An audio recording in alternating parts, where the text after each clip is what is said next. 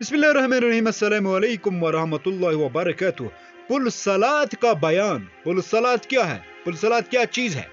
नबी करीम सल्लल्लाहु अलैहि वसल्लम ने फरमाया, पुलसलात जहन्नम के बीचों बीच रखा जाएगा और मैं अपनी उम्मत के साथ इससे गुजरने वाला सबसे पहला रसूल होगा। इस रोज सिवाय अंबिया के कोई भी बात न कर सकेगा और अंबिया भी सिर्फ ये कहेंगे, ए अल्लाह मुझे महफूज रखियो, ए अल्लाह मुझे महफूज रखियो। और जहन्नम में सादान के कांटों की तरह इन अनकिस होंगे। सादान के कांटे तो तुमने देखे होंगे। साहबा रज़ी अल्लाह अन्हुमा ने अर्ज किया, हाँ आपने फरमाया, तो वो सादान के कांटों की तरह होंगे। अलबत्ता इनके तूल व अर्ज को सिवाय अल्लाह ताला के और कोई नहीं जानता है। ये अनकिस लोगों को इनके अमाल के मुताबिक खींच लेंगे। बहुत से लोग अपने अमाल की वजह से हलाक होंगे।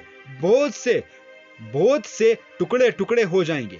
फिर इनकी निजात होगी। जहन्नमियों में से अल्लाह ताला जिस पर रहम फरमाना चाहेगा तो मलाइका को हुक्म दिया जाएगा कि जो खास अल्लाह ताला ही की इबादत करते थे, इन्हें बाहर निकालो। चुनाचा इनको वो बाहर निकालेंगे। सही बुखारी की ये हदीस। ठीक, आगे चलते हैं।